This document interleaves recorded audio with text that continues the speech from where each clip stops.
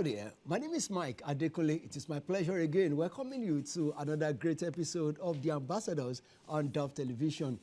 The Ambassadors on Dove Television is that political program where you get to learn and get yourself abreast of information around politics as far as Nigeria is concerned. And of course, this program is also situated or poised to making sure that we give you adequate information as regard economics, leadership, in politics, in governance, because these things are of essence to us as human beings, whether we are Christians or not. Okay, so once again, I welcome you. Today on the program, we are going to be looking at the preparation towards the 2023 general election here in Nigeria. It is about time. Few days to go, of course, few days to go. It is about that time in Nigeria where we get to elect a new leader to the, Federal House of Assemblies, to the presidency, and even to the state governors, to the to the House of Assemblies and senatorial seats and all that. So we are getting ready, and the stage is heat up now. The stage has been heated up, so to say. So much heat everywhere as regarding preparation towards, this election. We want to know how ready, how prepared are you? Because you don't prepare for a battle on the day of the battle. You got to prepare before the day of the battle.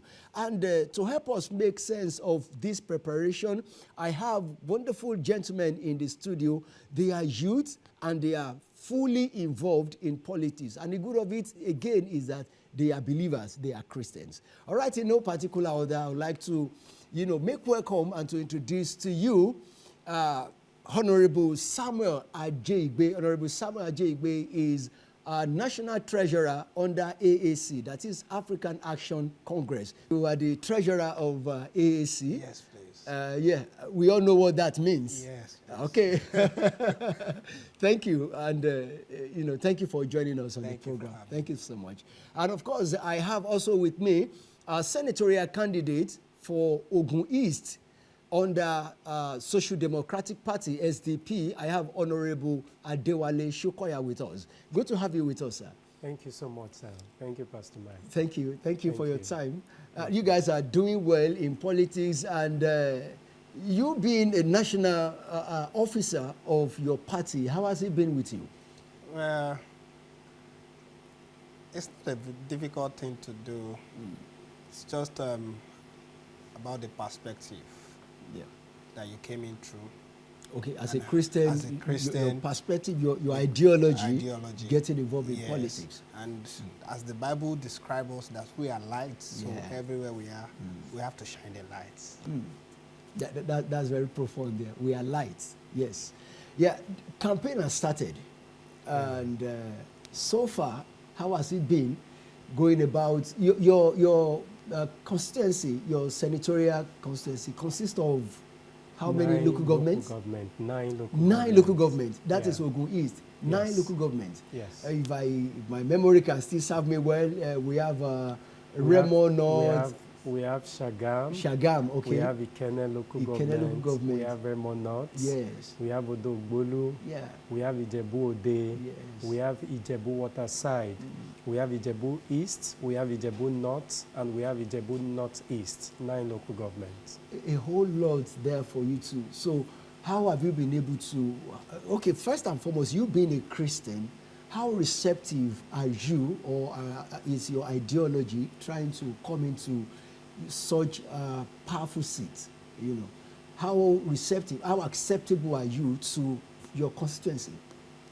Okay, thank you so much. So my coming into the space is, I would say it's a bit easy for me because I have been in the community space. Okay. That is from the angle of community building. We started by, having an NGO, an organization called Celebrating Nigeria, that we use in impacting the community over decades, now about over 2 decades. So it's actually an entry point for us because we have gotten ourselves familiarized with the environment. We have impacted, the society. So the acceptance is not as difficult as it would have been if I'm just coming into politics without recognition. Yeah. And I also know that you are competing with the big ones, in that particular constituency.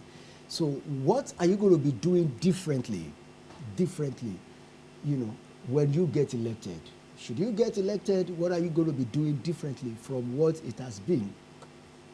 Okay, all right, thank you. So let me start from when you said I'm competing with the big wigs, right? I'm actually competing with, experienced politicians. Oh, good. Not only experienced politician, that is a two-term governor of Ogun State.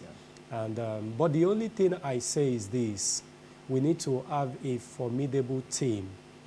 This game we're about to play is not you against me. It is about us against the world. It is about Ogun State against the world. It is about Ogun East Senatorial District against the world. So we need to form a team that can actually deliver value. Yeah. Now, when I speak about forming a team, if we have a football team and we need to play on the field, we are going to have coach and we'll have players. Yes. You are going to be the coach because of the experience you have over the years so that you can guide the affairs of the players.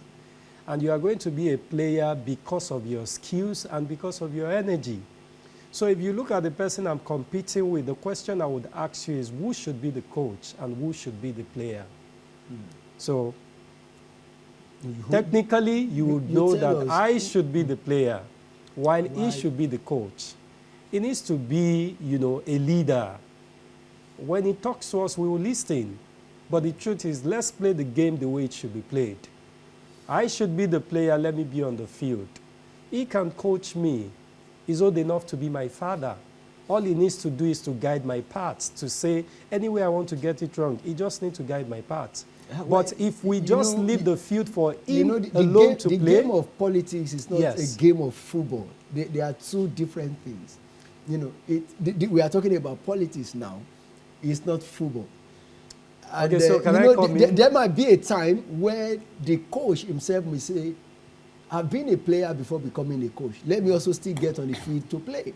Now, should I ask you a question? Okay, go ahead. Now, if you say the game of politics is different from football, the question I want to ask, the way we have been playing the politics, have we been better off? That is why you are coming in, and you will tell us more. Yes, that is why I'm saying that we need to use the right formation. The only way we can use the right formation is to let the new players play. Why those that need to be the fathers, those that need to be the coach, those that need to be the mentor, they sit on the seat of mentorship. And the mentors, we listen to them. But if we allow them to play, take for instance, if you allow the coach to play, the players will sit down. Can they coach the coach? Well, the answer is no. Let's go by his word. Let's go by his word. Now, why is it so difficult for elders, so to say, in politics, to sit down for the youth? Well, I don't have issues with elders in politics. Okay. I'm more of ideological values in politics. Okay. So there are some young people, young guys, who are not ideologically sound, and they are in politics. And they are young, and they are young, and they are not ideologically sound. Okay. So I don't really say that elders should not be, because there's a Yoruba adage that said, "Agbagbon, omodegbon, la fi dale ife." So both elders and young are not bad to be in politics, but like another adage that said, two good heads is better than one. It's always good for us to have people with right ideological sense, in a place where that in value, you've been able to impart. I'm not saying he has imparted. I'm just saying that you've been able to impart. I think that in value, and how do you measure your value? By health, by, because you can't compare your age as a 60, 70-year-old man to a 40, 45-year-old man. The man is still very, very strong, very agile compared to you. So, in terms of value, you could just say that, okay, let me be in the place of the elders. let me be in the place of the elders and see you through, coach you and mentor you. But in Nigeria, we've always had the reverse. Everybody till they die always want to. In Africa generally, we always have the elders who are not there ideologically anymore, but not in a place of value, also want to be in the space of politics. Okay, speaking to you now that you have risen to, forming an organ, being part of national executives of your party. Yes. Now, and you are a Christian. Yes. So how involved has Christian been in politics? Have we risen? Are we awoken yet as Christians? Yeah, or we are still sleeping? Well, my answer to that is, we Christian, we've been sleeping for a very long time because we always have this adage that says, politics is a dirty game. Yeah. I still had somebody who still approached me yesterday that says, what are you doing in politics? Face your church, face your pastoral calling, and leave politics alone. Politics is dirty. And I said, to me, politics is not dirty.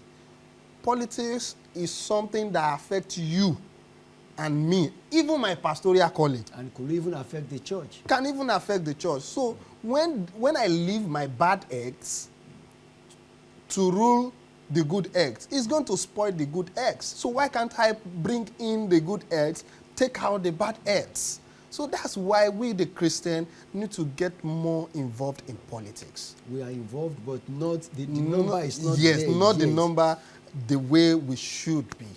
Okay, help us make sense of who a senator is in Nigeria.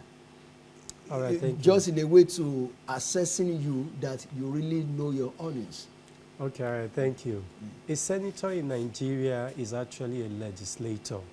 So in Nigeria, we have bicameral legislation. That's what we practice in Nigeria. Okay. That's the upper and the lower. The upper chamber and the lower chamber. So the upper chamber is the Senate, while the lower chamber is the House of Representatives. Okay. So the essence of bicameral legislation is so that there can be check and balances, so that there won't be a rubber stamp in the legislative arm of government. So as a senator, we have responsibilities, we have roles. One of our roles, number one, is to represent the people. Like for me, I'll be representing Ogun East Senatorial District at the Red Chamber. And also, we are to make laws. That's the number two reason, of being a senator. And also, we are to be watchdog to the government.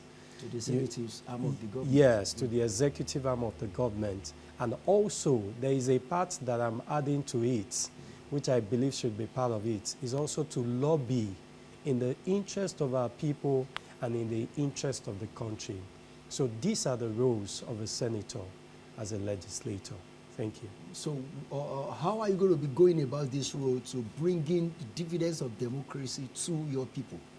Because our people need to understand that a senator or a House of Rep member is not the governor.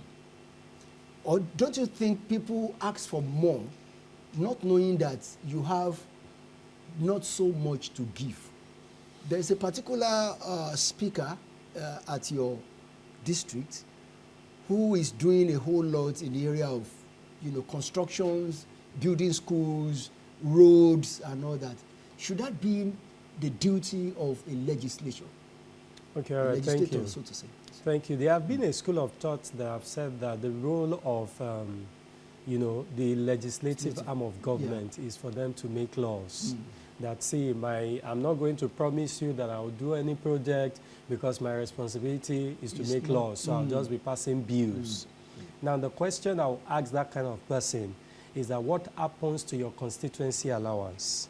How do you account for it? There is what is called constituency allowance. Yes. Are you so sure about that? I am 100% sure. Don't be surprised that probably when you get there, that is when it's going to be scrapped. Because a whole lot has been said. I am 100% sure because I am trained in that system, right? Okay. So there is something called constituency allowance that they give to the honorable members, both the representative, House of Representatives, and also the senators. Okay. So if you say your only role is to make laws, what happens to the constituency allowance? You won't account for it. What is the tag on constituency allowance? What is it meant for? It is actually, So constituency allowance is like the presence of the federal government in your constituency. Okay. State has the project they carry out. So federal government give to the legislator some amount of fund for them to do something in their constituency. So that is like the presence of the federal in your constituency. That is what the role is all about. So, but what we have done in my own case... And the project will be named after the federal government and not after... It's a federal project. It will be tagged federal project. But we have seen cases where people personalize it, right? But it's a federal project. Where I'm going. Yes, because you are a representative of the federal government in your constituency. So whatever it is given to you from the federal is a federal fund to carry out the project in your constituency. So now, what we have done in our own case is that we have structured our plans in 3 forms, right? So that we can be all-round accountable. So there is something we call active projects. There is a part of our programs that we call policies. There is another one we call bills, right? Yeah. So we should be able to account to the people in these areas. So in the active project, that is where the constituency allowance will go. We should be able to tell you that this is what we got from the federal government. This is how we spend it. This is the breakdown. People should be able to know. But the truth of the matter is, how many of our honorable members are accountable with constituency fund? To be accountable, as you have said it now? That is the number one thing I have promised my people, open book. Every 10 kobo will be accounted for. I also made a promise while I was speaking with some set of people that I will be the first honorable member that is going to use, there is this, online way you can allow people to know, the income and expense. You can allow them to see through your books. You can allow them to see the project. You can allow them to see your policies. You can allow them to see the stages of your policies. You understand? So I said, I'll be one of the first people that will do that. So that people, we should be accountable to the people. People should be able to know the progress level. Now, what you are as a legislator, right, or as a public official, what you are is a servant to the people. The truth is, everybody cannot be in the house, so we need to pick a representative.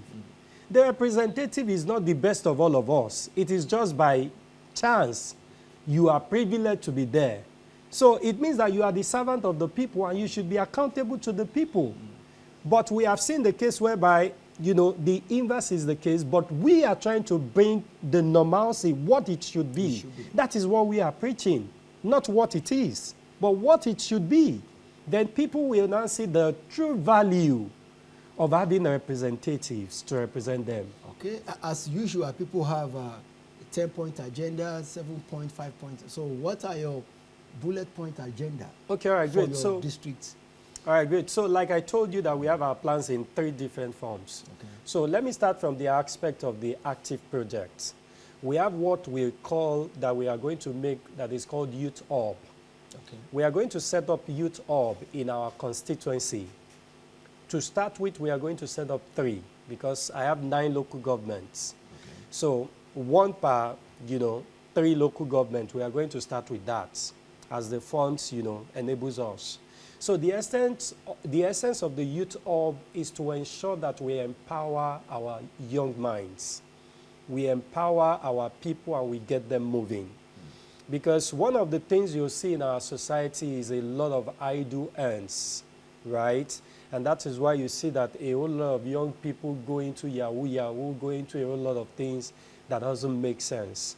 So we want to empower our young minds. We want to empower the people. We want them to have something doing.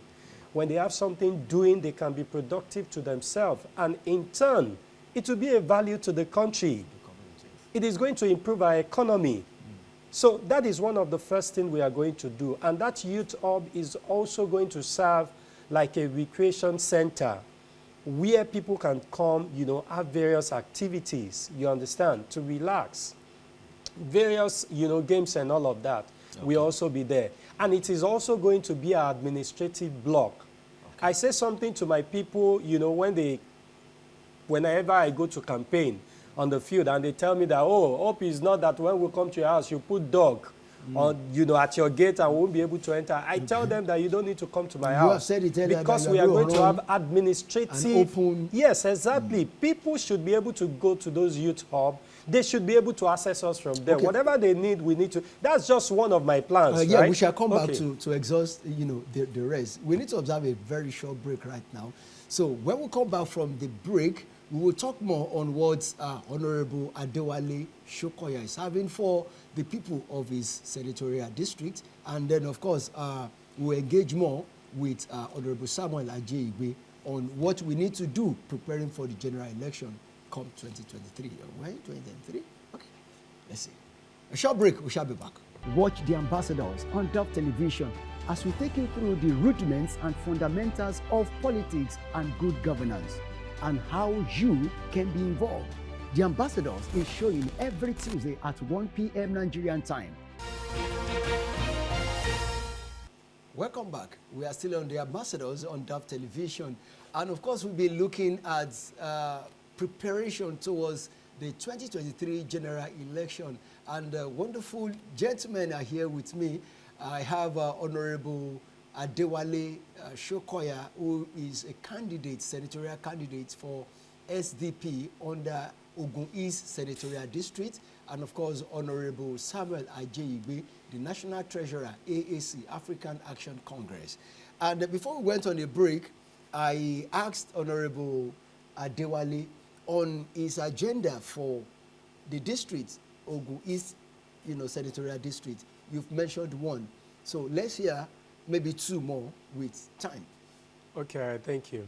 So still under the active project, there is one of the plan we also have. I have so much interest for basic education. Good. There is need for all our children to go to school.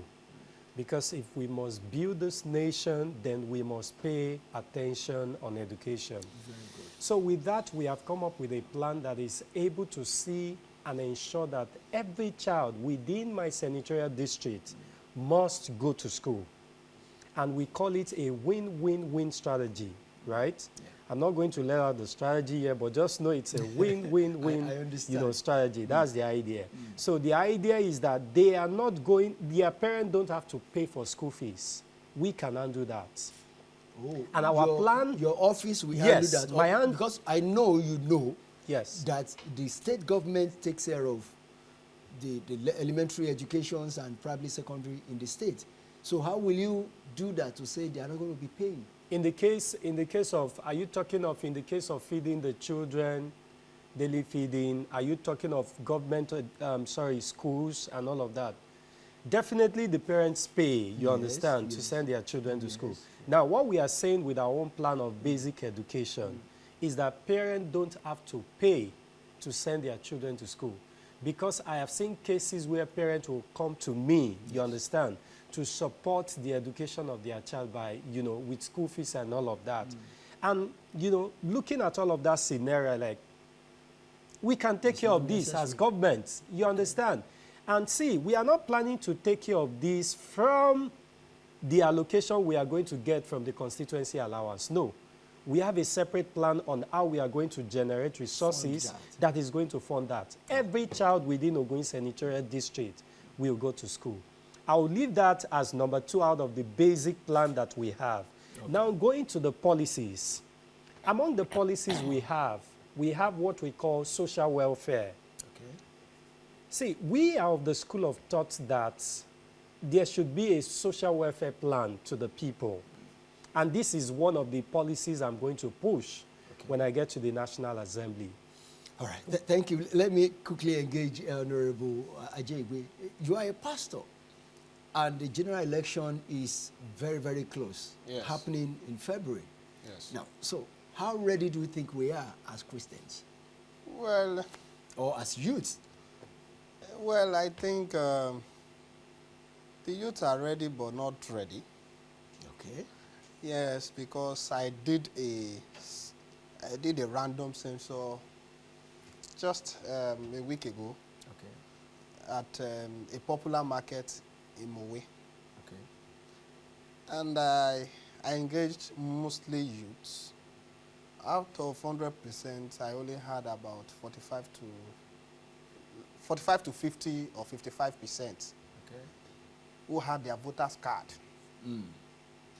Some are telling me, yes, I've not gotten it, it's not yet out, I have it, I don't have it. I have it when I was in this and that and that. And you find out that all these market women are ready for this election.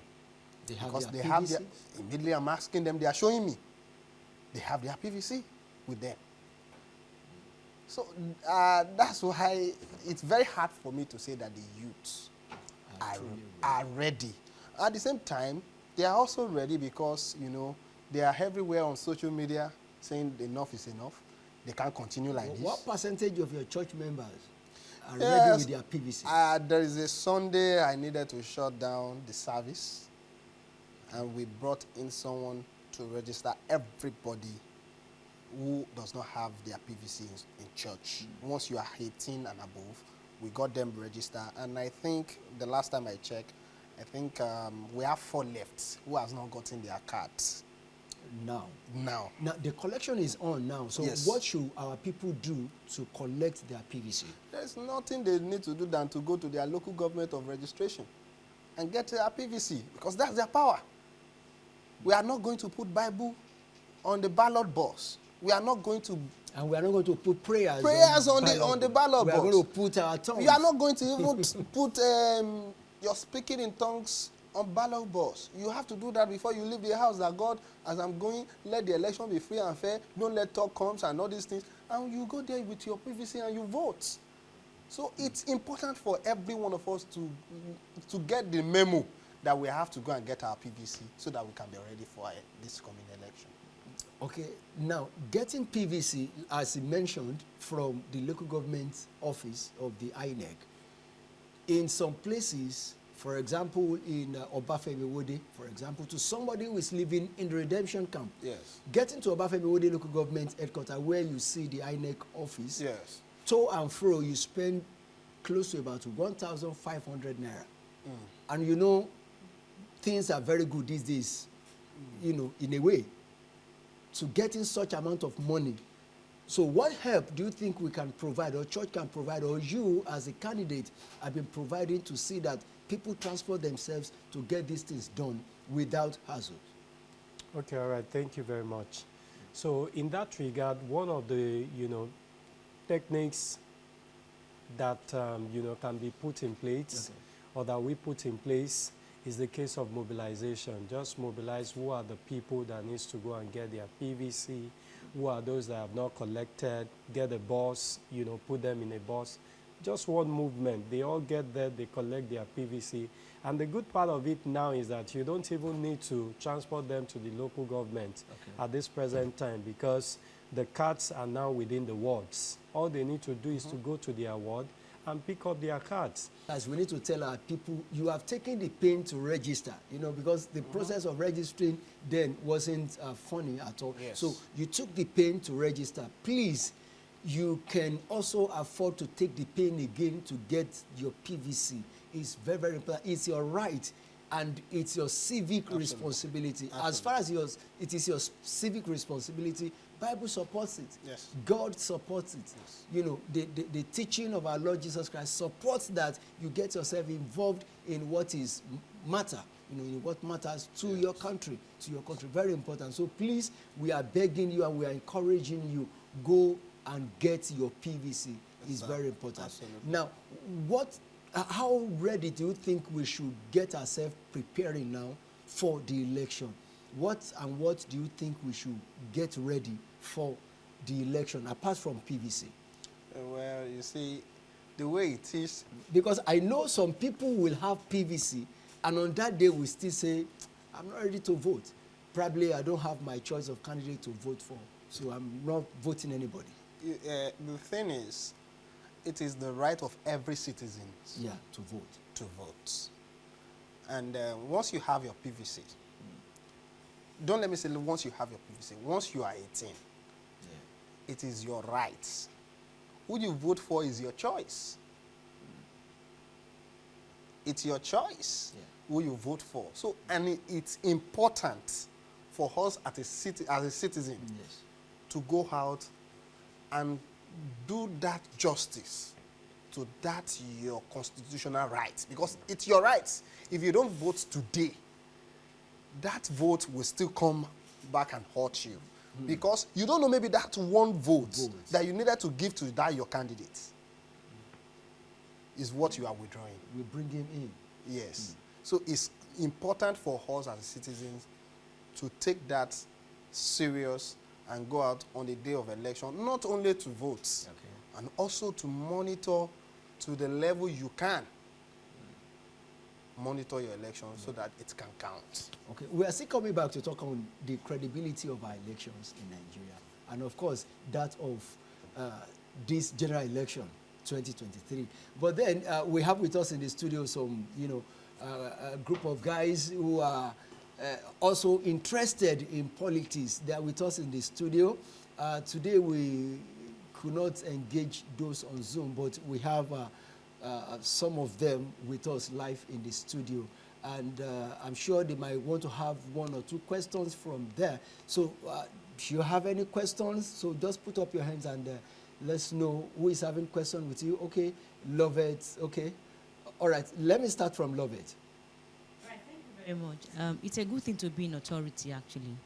All right, the Bible makes us to understand that when the righteous are in authority, the people rejoice, but when the wicked bear it through, the people mourn. Now, my question goes to Honorable Adewale. You've made us to understand that you have several plans that you want to imbibe with your good intentions. Now, my question is, how do you overcome or conquer every negative or any negative oppositions from any other person that might not really be in support of your plan? How do you intend to achieve that? Thank you very much. Right, thank you so much. Thank you. Lovely. Okay, pass the mic to the next person. So let's add your question to us, then we attend to it. My question is for Honorable Sokoya. Okay. You mentioned the empowerment for the youth. Many politicians have promised us the same thing, but then they fail to pull through completely.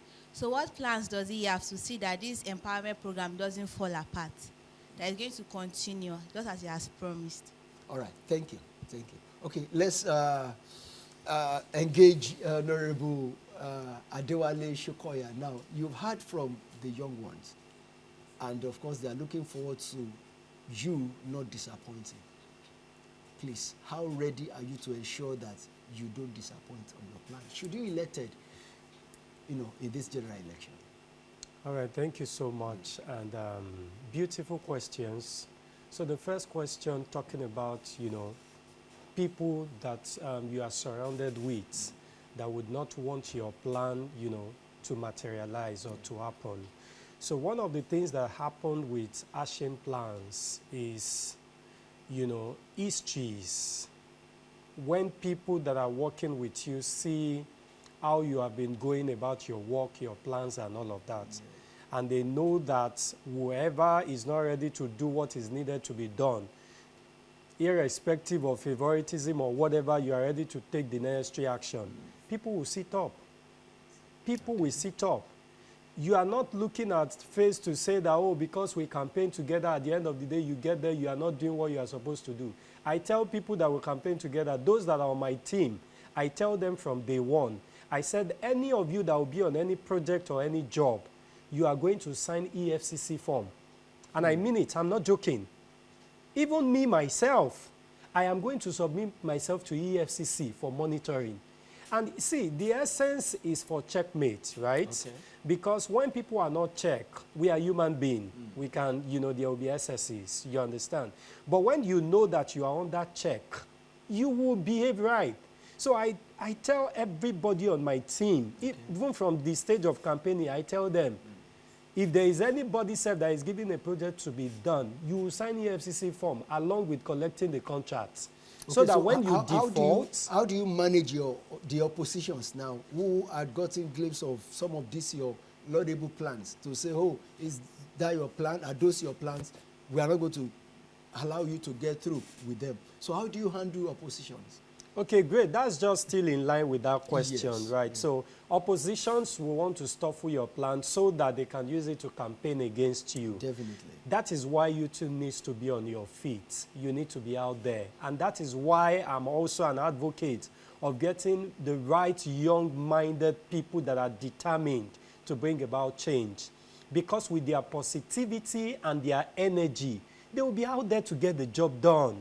Not just to wait and sit down somewhere for somebody to go and execute the project. You are also on the project monitoring to be sure that that project is delivered, right? So when you have all of this mechanism in place, it will be difficult for anybody to jeopardize your work.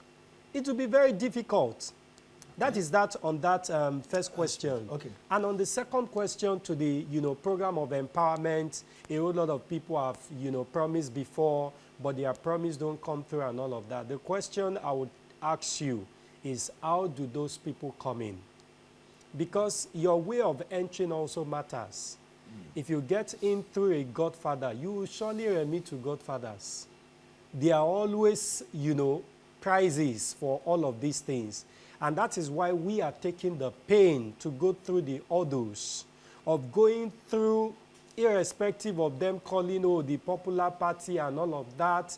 We are going through the hurdles to come out plain. We have no godfather anywhere that will tell us that 70% is my own and all of that and all of that. We have none of that. So that is a positive and a plus to us, because it will help us to deliver all our promises within our manifesto, and many more that will still come in by the time we get to power, because we are going to be having town hall meetings so as to get feedbacks from the people, so as to hear the mind of the people, so as to know what the people want, so that we can know how to address it. And one more thing I want to add is this. Our administration or our government is not planning to just sit down on constituency allowance to deliver whatever we need to deliver to our people. We are big on our policy making. We are big on our bills, passing. We have team for all of these different things that we have in place. It's not just Adewale Sokoya running and we'll be doing everything. No, we have a team of people that are going to work on this project, that will be on everything. So for the active project, we are not just going to sit on constituency allowance. Our plan is to also leverage on the fact that we have the office to, look elsewhere, to talk to, also international communities that can also invest in some of these big plans that we have. That will be a plus to the community, and that would also be a sort of interest to them. All right, I'll be coming back to you with a question, but let me ask the Honorable, who is National Treasurer to AAC. Are you planning, or is your party planning to buy votes during the general election? Or how do you manage vote buying? Well, when you are talking about vote buying, you exclude the AAC, because we are not known for vote buying. Okay. We are not in that structure of I'm vote buying. asking you now because I know you are in charge of the polls. Probably Yes. there is a certain amount of money And budgeted. that's why I'm for telling vote you buying. that you should excuse AAC, because we are not into vote buying. We've been in the system for the past 4 years. We came in 2018, and we run our election based on free and fair. At least the votes allocated to us. We got it without Votes paying a dime. allocated to you. Yes, So, because we but always have what an do you organic say? followers. Yeah. Yeah, I understand. So what do you say about vote buying? Even Christians, some that we know, some we don't know, are Yes. even ready with their PVs to say, oh, my vote goes for the highest bidder. So Yeah. what do you have to say as regards that? Yes, I just want to discourage any form of vote buying, because it's not doing any good to us than to do us into our political system and into the society. Because, like Honorable likely said earlier, the way you came in matters a lot. If you are coming in through vote buying, so you should be rest assured that once he emerges as a candidate, once he gets into the office, he's going to get his money back. Or how do you want him to get his money back? So he has what to do you get have his to money say to those who are ready now to say they are ready for, for money? They are not voting until they get money. Don't sell your future. Don't sell your future. Don't sell your future. There are more to life than what you have today. Don't sell your future. There are more to life than what you have today. That is very profound there. Yeah, thank you. Okay, let's go back to our audience. Let's go back to the audience. Who do we have there now? Okay, Adeyinka? All right, please, over to you. Okay, sir. Thank you, sir. Thank you for having me here, sir. Sir, I just have 2 questions to ask. Number 1 says, why is our interest in politics? Why is it so low? As Christians, As Christians. Why is our Why interest so low? In politics. Okay. 2, during campaign, there are a lot of promises that are made. That, okay, don't worry, once I'm there, everything is going to be fine. Don't worry. I will do, I'll provide social amenities, free education, those things. But once they are there, what happens to those promises? All right. Why is not? Okay, thank you. 2 questions there. Okay, any other person? No? Okay, Emmanuel. Okay. Thank you please. very much, sir. My question is 2. The first one is, during election, how would there be tight security for the people who wants to vote? Okay. And the second one is for Honorable Adewale. What will you do if eventually you do not win the election? Oh, all right. Thank you. Okay, let's work on those. About 4 questions now. Powerful questions. Now, what usually happens when people get to office? Is it that they forget all the promises? I will do this, I will do that, and do this and do that. In a funny way, a politician, I will fire you, I will water you, I will road you. And when they get there, none of this is done. So what's happening? It depends on the perspective and the way you came in, like we said earlier. If I'm taking a loan from a bank to fund my campaign, to win an election, and I won the election, I have to return this money, for crying out loud. I will return my money. So the first thing that will be on my mind is I have to settle those who gave me funding. And I don't know why we need a godfather when we have God the Father. So, Do you mean as Christians or as Yes. believers, we don't need Godfather? We don't need Godfather because we have God the Father. We have God the Father. Everything you need to Okay, do. sorry to cut in. Yes. He is into it, Major. I wanted to ask, the question I actually had for you, I wanted to ask you, who is your mentor? Are you telling us you don't have a godfather, you don't have a mentor? How did you get here?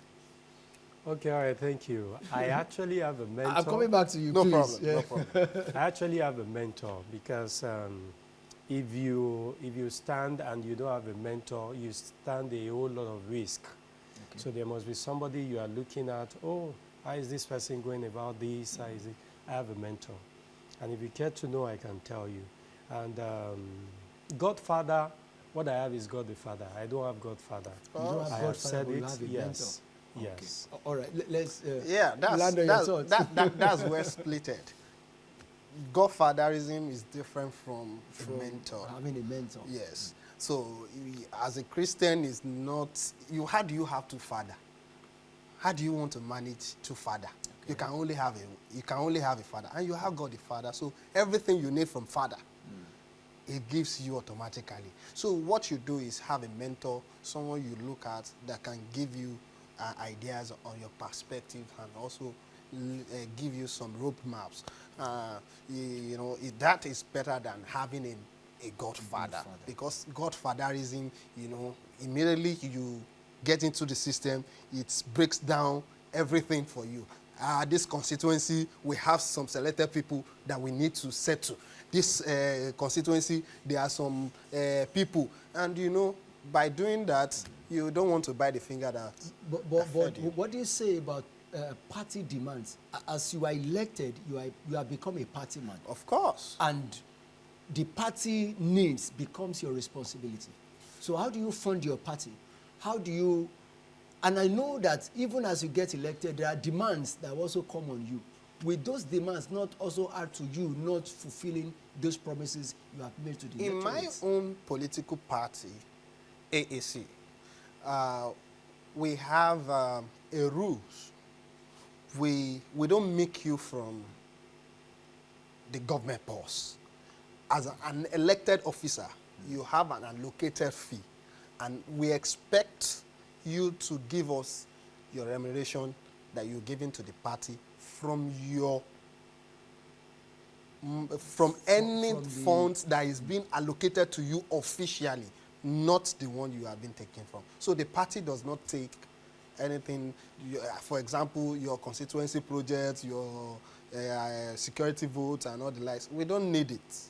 It's not for us. It's not for the party. In my own political party, we don't need all those things. So what we need is, I was the governorship candidate in Ekiti, just this last concluded, last election in 2022. And immediately I got the ticket of the party. I got the MOU from the party, though I'm the national treasurer, the member of the working committee, or national working committee. I got the memo that, this and this are your activities once you emerge as the governor of the state. Your so amount will be paid from your purse, not from the state purse, as to renew your membership. Even before I got elected, every month, as a member of this political party, there is a token that I give to the party every month. Okay. All right. You want to attend to some other questions raised by... Okay, all right. Yeah, thank you. So one of the questions that was raised is, why do we have failed promises? Yes. So one of the reasons why we have failed promises has been established. Number one, how you get into the power. Then number two is also, side by side. If I buy my way in, I am campaigning to you, you are telling me I need to give you money. Imagine the numbers of people I need to give money. Multiply, let's even get the number of votes exactly. Let's even multiply the last scores that we have, the last results for my senatorial district. 85,000 plus. 85,000 plus multiplied by, let's even say 10,000 naira. How much is that? So if I have to spend that much because I want to get to power, apart from the activities of the campaign I've done and all of that, do you think if I get there, I'm not going to first look for the money? So you now expect me to now take the money and start, you understand? So these are reasons why we have failed promises. So the same way, my honorable member here said, I campaign to people. When I campaign, I tell them, please don't let's sell our future again. They will tell me, give me money. I'll say, please, don't let's sell our future. Some of them would even tell me, give me 1,000, let me buy data. I say, please don't let's sell our future. It's not like I can't give them that 1,000 there, but I am sending a signal. Of course. I am sending a message. We need to change the narrative. Why do I need to, give you money because you understand? One even went to the extent of telling me that na me and my future one sell am. And, I just need to plead and continue to, I'm the owner of my future. I want to sell it. Don't bother. But they feel that on the larger scale, it affects all of us. Of course. It's not just them. It affects all of us. I've even seen somebody that tells me that I have no business with politics. I am not interested in politics. Hello? You fail to understand that these are the people that determines everything. Your life, if you are going to go to work, they are the one that will determine. If they say you are not going anywhere, you are not going. The religious body, if they say there is no church today, there is nothing you will do. During the COVID, what did we do as church? We are in our house praying, using social media to preach to the people because government said you are not going anywhere. So that is for us to see how powerful government is. Government is so powerful. You are not yet born if government don't say you are born. Of course. In fact, you are not yet dead if government don't say you are dead. And that is the death certificate. So a whole lot of this thing is resting on government. And yet you said you are not interested in politics. So all of these things rest back on politics, and we need to take it very, very important. And the reason why people will not fulfill their promise is if they don't get there the way they should get there. If they have to buy their way through, why should I fulfill my promises when you have collected your own benefits? What should be our benefit at the end of the day is dividends of democracy, which is for us to have the real dividends of our manifesto being delivered to the people. Let's attend to the other questions. A very profound question there asks, what would happen just in case that you didn't win the election? What's going to happen? How are you going to take it? Okay, so I need to first assure the person who asked that question that I am going to win. And I'm not joking about this. People say that I just got into the political space and all of that. And I'll give an example. When I was going through my primary and I need to contest from my primary, and you know, a whole lot of them are saying that, oh, I can't win and all of that. Some people even told me that, oh, will you buy me a car for me to line up behind you? I say, I don't have the money to buy a car. I don't have what to give to you, but I promise you I'm winning this election. They thought it was a joke. And eventually it happened. The same way I'm telling everybody that cares to listen that I'm winning this senatorial seat. See, when you come out to, you know, to contest my own way, the way I'm brought up, right? And through my mentor and every places where I've gotten my training from, right? Even I've had a whole lot of political training before even coming forward, a whole lot of stuff, right? So you do your calculations before you understand. Yeah, it's even written in the Bible. You have to cost, you have to, exactly. You know, we've done our calculations. We've done, see, you will count your vote before you go to the poll. We have done all of that, and I am assuring everybody that we are winning. You have counted your vote before going to the You poll. must count your vote before you go to the poll. If you don't count your vote before you go to the poll, you are already a failure. You are coming back with failure. Have you counted yours? Sir, we have counted our vote and we are still counting it because we are still, you know, few days to general election. We have counted our vote and we are still counting it. We are still like about over 40 days to general election. Yeah. We are still doing our work. We have not stopped. So I'm assuring everybody that cares to listen that we are winning. I'm not joking about it. Okay, then let me add my own question. Who are you outside politics? Outside politics, I'm an administrator.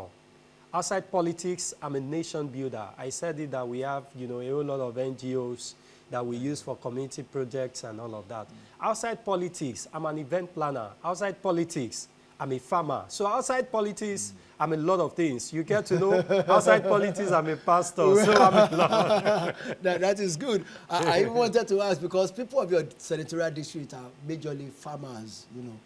Traders, farmers, traders, yes. I'm sure you have a good plan for them as regards Definitely, it's part of the plans we have on ground. But you didn't let me run through all our plans. Yeah, we're actually running with time. Probably we grant you another opportunity, you know, some other time to have your time with us.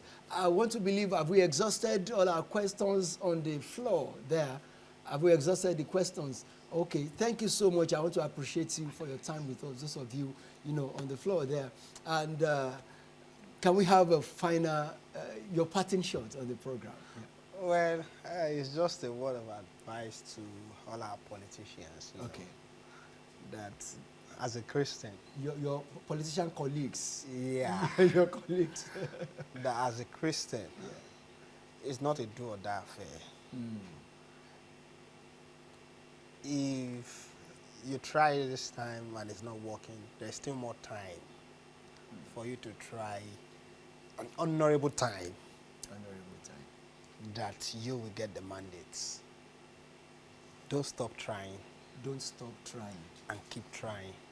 You don't win the race until you hand the race. Thank you so much. I love that. You have just sounded there as a pastor. All right, how do you conclude your thoughts on the program? Thank you. My parting word will be to the Christians. And I'll just draw from the scriptures. Luke 19, you know, that says that a nobleman was going on a journey. He called his 10 servants and he gave them 10 talents. And among those 10 talents, I need our Christian brethren to know that politics was one of them. So, you know, it's just like when they are talking about mountains of influence. Politics is one of them. We are doing well in business as Christians. We are doing well in IT as Christians. We are doing well in all fields as Christians except politics. We really need to get into this field. And also I need us to know as Christians that when we step into it, we don't just get there and say, oh, God will do it, and we just leave the things we need to do to the fact that, oh, God will do it. No, power is not served à la carte. We need to fight for it. Even as Christians, the Bible makes us to know that since the days of John the Baptist, the kingdom of heaven suffered violence, and the violent take it by force. This one, we are taking it by force. 2023, this entire we are taking it. Thank you, and God bless you. Thank you so much, Honorable Adewale Sokoya. We really appreciate you. Candidate, national senatorial seat, a senatorial candidate of SDP. We really appreciate you. Thank appreciate you. your time with us. And Honorable Samuel Ajeigbe, thank you so much. Thank the you National for having me Treasurer, once again. AAC, Thank you. African Action Action Congress. Congress. Thank you so much. We appreciate Thank you very much. And to all of our viewers, we really say thank you for being part of this production. Special thanks to my producer and the entire crew of the Ambassadors. My name is Mike Adekunle. God bless you and bye for now.